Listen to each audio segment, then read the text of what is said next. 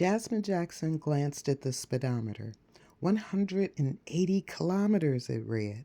Jasmine loved the way the Porsche hugged the smooth driving surface of the German Autobahn. The car wasn't hers. It was loaned to her by her music producer, Marcus Holtz. Earlier that morning, around 7, she'd ridden the ice train from Fulda to Frankfurt. She didn't have the courage to ask Marcus to make the drive up to Bad Kersfeld. Bad Kersfeld, the village where Jasmine lived, was located at least an hour from Frankfurt and in the opposite direction of Stuttgart, her true destination today.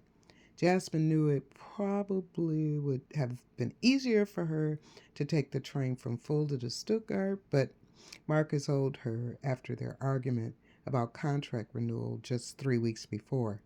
She wanted to take advantage of Marcus at a vulnerable moment, so she had called 2 days ago after not talking to Marcus for the entire 3 weeks and asked to borrow his car. How Jasmine arrived in Germany in the first place was something Jasmine considered an act of fate.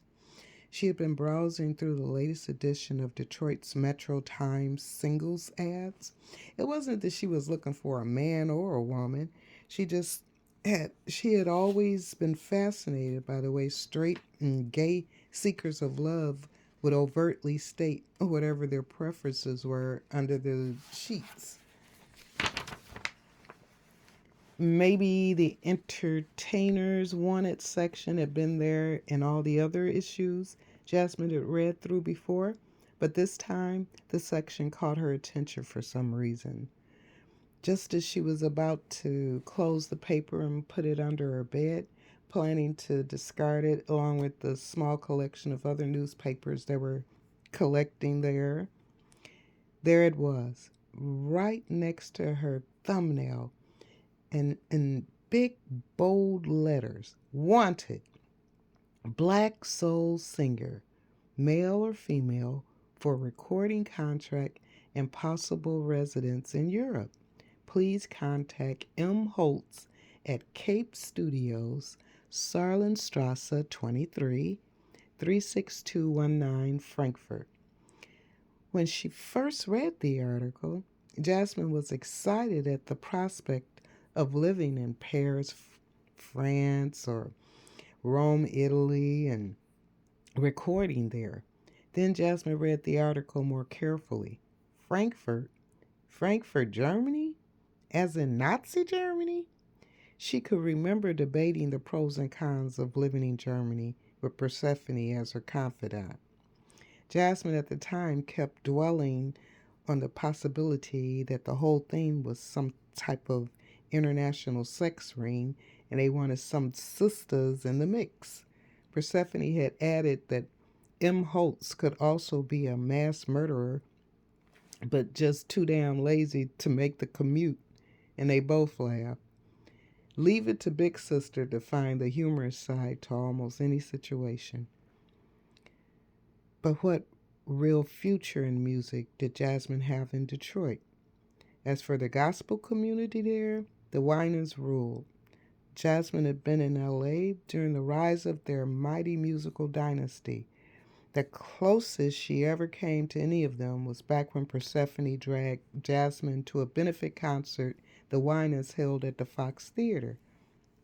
Persephone had graduated from Mumford High School in 1979, a few years before Eddie Murphy's character in Beverly Hills Cop put Mumford on the map.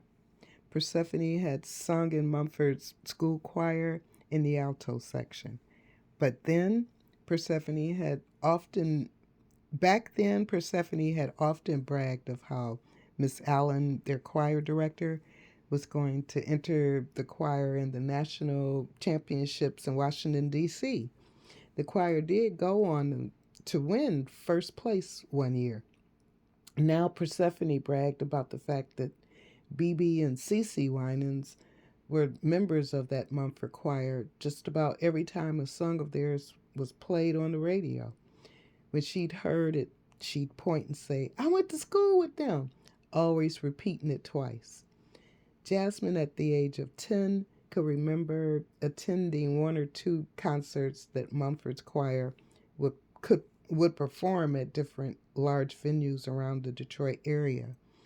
Jasmine remembered on one occasion riding to Ford Auditorium to hear the choir perform. That's when she got to hear Tanya Yarbrough sing for the first time. The experience changed her life forever. Ever. Her voice was majestic nirvana. Even though Jasmine was just a little girl and had limited knowledge of the classical music the choir with Tanya's soloist would sing, Jasmine knew a diva when she heard one. From that moment on, Jasmine knew she wanted to be a singer. Maybe she knew she would never have the tremendous talent of Tanya, but if she could share in some small way what Tanya did for her that day, then she knew her talent wouldn't be wasted. Since Persephone graduated 1 year before BB and CC Winans, she had lost contact with them. Of course, the world now knew of the talents of BB and CC and the entire Winans family. But what happened to Tanya? From time to time over the years, Jasmine would ask Persephone if anyone had heard anything from Tanya. Persephone would usually answer, I don't know what happened to old Tanya. Jasmine even Jasmine eventually just quit asking. What a tragedy it would be, Jasmine thought, if Tanya isn't somewhere utilizing her special talent. Jasmine deeply believed that everyone had a special something something that made them unique. Jasmine also believed that it was the life mission of each individual to find their hidden talent and utilize it. She had started concentrating on her voice at the age of 10 and knew that was her gift. Through singing, Jasmine discovered her passion for writing songs, two gifts and counting. But whatever happened to Tanya?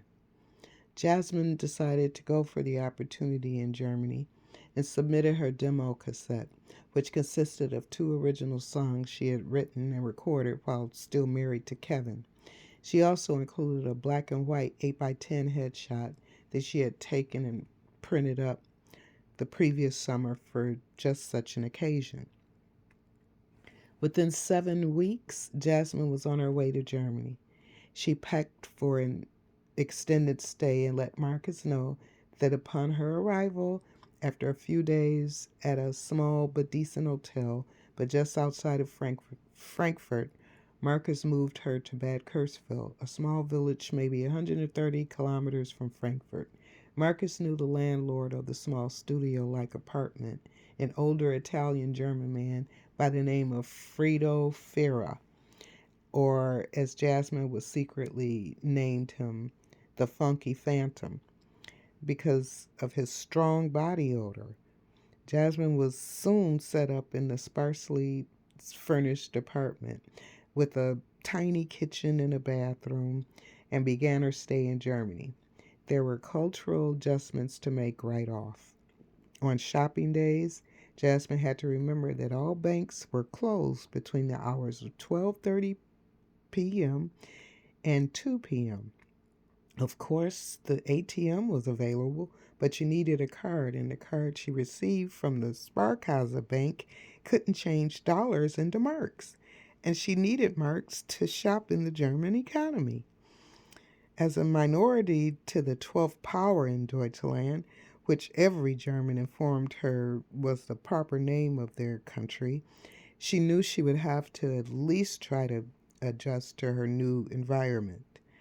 Deutschland, with its beautiful green lands, forests, and its picturesque villages, was so boring for Jasmine that if it weren't for the army post, she would certainly have moved back to Detroit almost immediately.